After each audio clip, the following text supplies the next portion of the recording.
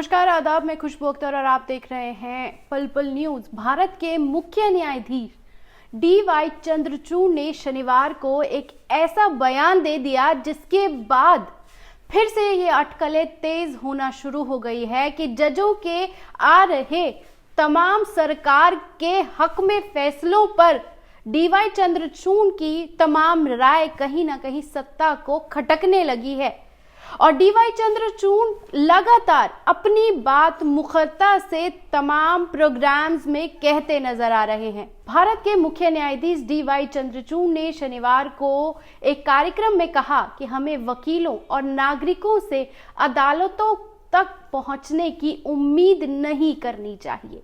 इसकी बजाय अदालतों को उन तक पहुंचना चाहिए। साथ ही कहा कि उन्होंने वकीलों की बातों को हमेशा सुना है।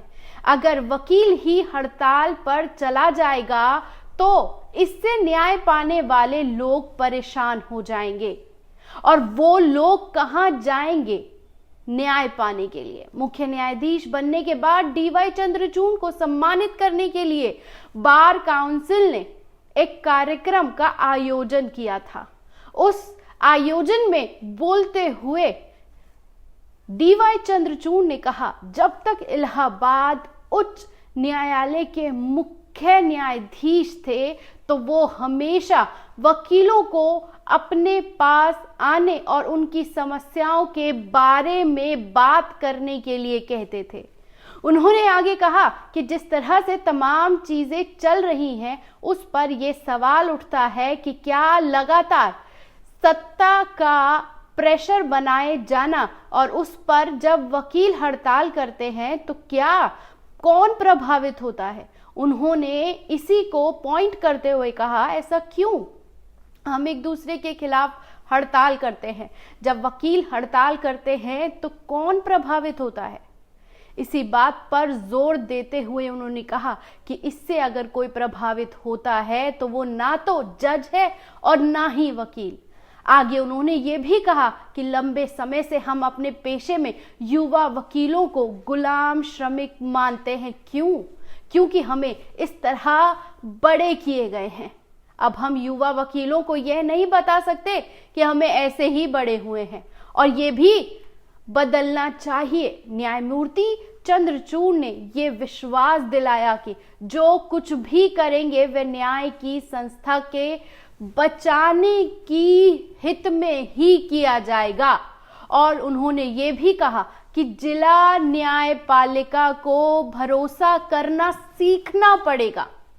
50वें CJI जस्टिस चंद्रचूड़ ने कहा कि जिला न्यायपालिका के देश में न्यायिक प्रणाली के मामले में उतनी ही जरूरी है जितनी कि सर्वोच्च न्यायालय और उच्च न्यायालय हैं। उन्होंने ये भी कहा कि वास्तव में न्याय की तलाश करने वाले आम नागरिकों की जरूरतों को पूरा करेगी ही करेगी। साथ ही वो ये भी कहना नहीं भूले कि स्वतंत्र बार न्यायपालिका की स्वतंत्रता के साथ अटूट रूप से जुड़ा हुआ है। इसी के कारण न्यायाधीशों के रूप में हमारे पास खुद की रक्षा करने के लिए कोई मंच ही नहीं बचा है। हम कहां जाएं, ये लगातार सवाल उठता है। न्यायपालिका ने जमानत के मामले में बाढ़ इसीलिए भी आई हुई है क्योंकि न्यायाधीश बनाए जाने पर बार काउंसिल ऑफ इंडिया की ओर से आयोजित कार्यक्रम में उन्होंने व्यवस्था की तकनीकी इस्तेमाल और जिला स्तरीय न्यायपालिका, न्याय अवसंरचना, शिक्षा और न्यायिक व्यवस्था में महिलाओं की स्थिति के बारे में अपनी विचार को रखते हुए बार बार सवाल उठाया कि जब हम कोई फैसला लेते हैं तो उसके बाद हमारी सुरक्षा का क्या। चीफ जस्टिस चंद्रचूड़ ने यह भी कहा कि एक स्वतंत्र बार न्यायपालिका की स्वतंत्रता से जटिलता से जुड़ा है और उसी की वजह से ये जज के रूप में हमारे निजी बचाव का कोई तरीका या मंच उपलब्ध नहीं है। यहाँ पर CJI ने यहां तक कहा कि उच्च न्यायपालिका में जमानत के मामलों में बाढ़ इसीलिए भी आई हुई है क्योंकि निचली अदालतों में जमानत देने को लेकर डर का माहौल है। साथ ही साथ उन्होंने ये भी कहा कि आखिर जज जमानत देने से हिचकिचाते क्यों हैं। उन्होंने इस सवाल पर जोर देते हुए कहा कि जमानत देने की किस बात का डर है। उन्होंने आगे कहा कि जमीनी स्तर पर न्यायाधीश निशाना बनाए जाने के डर से जमानत देने से डरते हैं। जघन्य मामले में जमानत देने के लिए निशाना बनाए जाने की डर भी जमीनी स्तर पर न्यायाधीश जमानत देने की वजह से हिचकते हैं और इसी की वजह से जमानत देने में बाढ़ आई हुई है।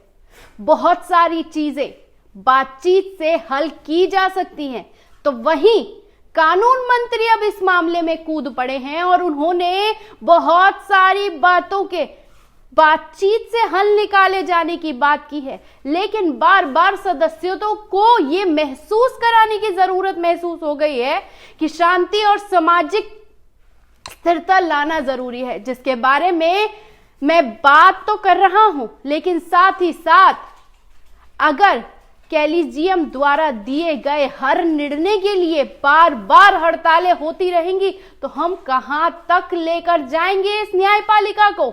उन्होंने ये भी कहा कि वकीलों को ऐसा नहीं करना चाहिए।